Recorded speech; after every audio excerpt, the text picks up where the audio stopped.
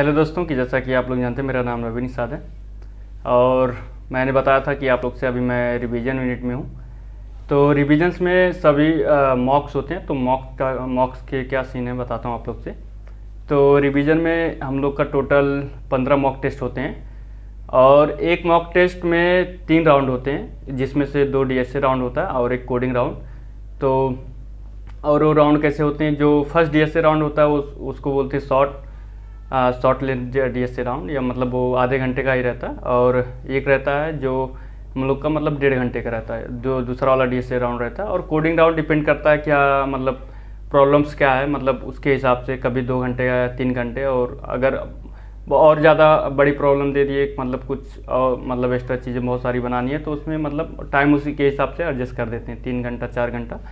तो अभी तक हम लोग का जो और एलिजिबिलिटी क्राइटेरिया बताता हूँ आप लोग से। अगर 15 मॉक है तो इसमें से आप लोग को, अगर आप लोग 3 एलिजिबिलिटी क्राइटेरिया है, इसमें 3 अगर आप 3 क्लियर करते हैं तो आप प्लेसमेंट के लिए मतलब बैठ सकते हैं। और जो भी मतलब 5 LPA की कंपनी अगर आ रही हैं, तो 5+ LPA या 5 LPA के आसपास, तो आप अगर 3 मॉक क्लियर किए हो तो उसके लिए एलिजिबल हैं। अगर आप और जैसे 3 से 6 3 क्लियर किए, उसके बाद 4 से 6 मॉक क्लियर किए, अगर 6 तक क्लियर किए हो तो आप 6 मतलब 5 to 6 के मतलब आसपास की कंपनियों के लिए आप मतलब प्लेसमेंट में बैठ सकते हो उस कंपनी के लिए। और अगर आप उससे ज़्यादा क्लियर करते हैं, जैसे कि अगर 6 से 7, तो आप 8+ LPA के लिए एलिजिबल हो जाते हो।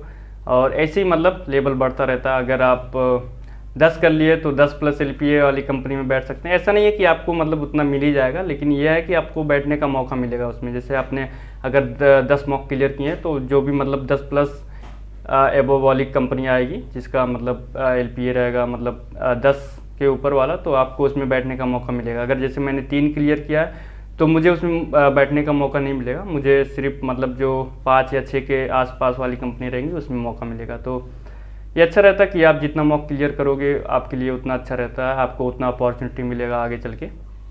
और बात करते हैं अभी तक मेरा कितना मॉक हुआ है। तो ये मतलब हर अल्टरनेटिव डे पे एक मॉक होता है, तो हफ्ते में हम लोग का 3 मॉक टेस्ट होता है। तो अभी मेरा एक 1 वीक हो गया है, तो मेरे 3 मॉक्स हुए हैं। और मेरा कितना क्लियर हुआ है, मेरा अभी तक तो तीनों क्लियर हुआ है, तो 3 मॉक मेरे क्लियर हो चुके हैं। आने वाले टाइम पे देखते हैं कितना क्लियर होता है। और प्रॉब्लम्स जो रहती हैं अगर मैं आप लोग से बताऊं, तो मतलब एकदम इजी भी नहीं रहते हैं, एकदम हार्ड भी। अभी तक तो एकदम हार्ड भी नहीं आया ना एकदम इजी, मतलब मीडियम लेवल के क्वेश्चंस आते हैं।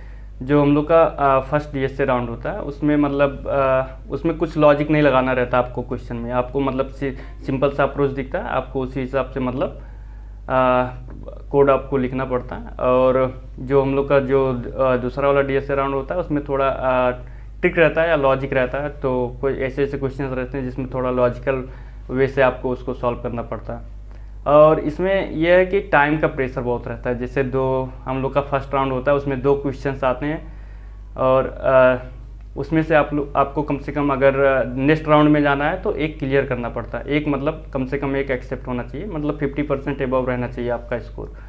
और अगर आपका पहला राउंड नहीं क्लियर हुआ तो आपको दूसरा राउंड तीसरे राउंड के लिए नहीं मतलब आगे मतलब करेंगे, तो आपका मतलब एक ये मॉक आपका रुक जाएगा, मतलब ये क्लियर नहीं होगा। तो इसमें अगर आपको एक मॉक क्लियर करना है तो तीनों कोडिंग राउंड और दोनों डीएसए राउंड को क्लियर करना पड़ता है, तब जाके एक मॉक क्लियर होता है। तो प्रोसेस थोड़ा मतलब टफ ही है, आगे देखते हैं क्या होता है। तो अगर आप लोग आने वाले होंगे रिवीजन बैच में तो डीएसए पे थोड़ा फोकस करना, क्योंकि कोडिंग तो मतलब कैसे न कैसे भी बन जाता है थोड़ा बहुत इधर उधर करके, लेकिन जो डीएसए का होता है वो थोड़ा मतलब टफ हो जाता है। तो अगर आपने कोडिंग दिया है, अभी जो हम लोग का फर्स्ट डे मॉक हुआ था, तो उसमें हम लोग का डीएसए फर्स्ट राउंड हुआ था। जो शॉर्ट डीएसए होता है, मतलब जो आधे घंटे का होता है, उसके बाद दूसरा वाला डीएसए राउंड हुआ था, उसके बाद कोडिंग हुआ था। लेकिन अभी जो उसके बाद वाले जो 2 मॉक हुए, उसमें हम लोग का जो कोडिंग राउंड था वो पहले था, और उसके बाद डीएसए का दोनों डीएसए राउंड हुआ था।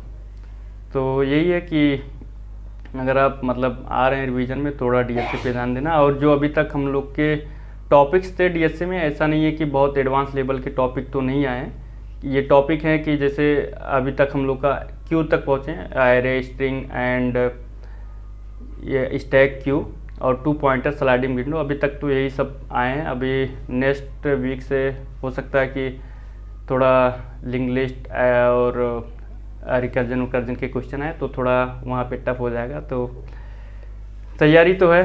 और कोडिंग की बात करूँ तो कोडिंग में भी हम लोग का HTML CSS से शुरू हुआ था। तो जो फर्स्ट मॉक हुआ था तो उसमें हम एक साइट मिला था, उसका जो होम पेज था वही हम लोग को बनाना था। तो पूरा होम पेज बनाना 3 घंटे का टाइम था, तो और वो भी रिस्पॉन्सिव के साथ। तो टाइम का प्रेशर रहता है और टाइम के अंदर ऐसा भी नहीं है कि जितना मतलब जितनी प्रॉब्लम स्टेटमेंट है आप मतलब उसको पूरा कर ही पाओ, लेकिन ये है कि मोस्ट ऑफ फंक्शनलिटी आपको करनी रहती हैं एलिजिबल होने के लिए नेक्स्ट राउंड के लिए। और अभी तक जो फर्स्ट राउंड हुआ था HTML CSS ओनली हुआ था, उसमें जावास्क्रिप्ट का कोई यूज नहीं हुआ था। और जो दूसरा राउंड हुआ था उसमें जावास्क्रिप्ट HTML CSS था। और अभी आने वाले नेक्स्ट राउंड में शायद हम लोग का जेसन सर्वर से कुछ स्टार्ट हो। अभी तक तो ऐसा कुछ आया नहीं है। तो बस यही आप लोग से बताना था।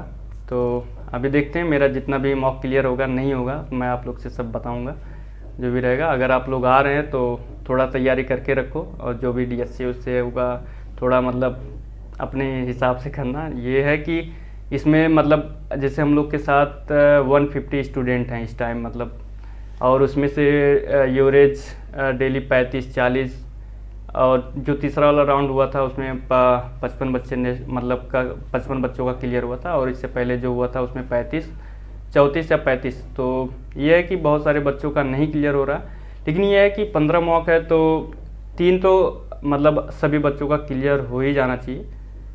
तो देखते हैं, जो भी अपडेट रहेगी मैं आप लोग से बताऊंगा। तब तक के लिए मिलता हूँ नेक्स्ट वीडियो में आप लोग से, तब तक के लिए गुड बाय।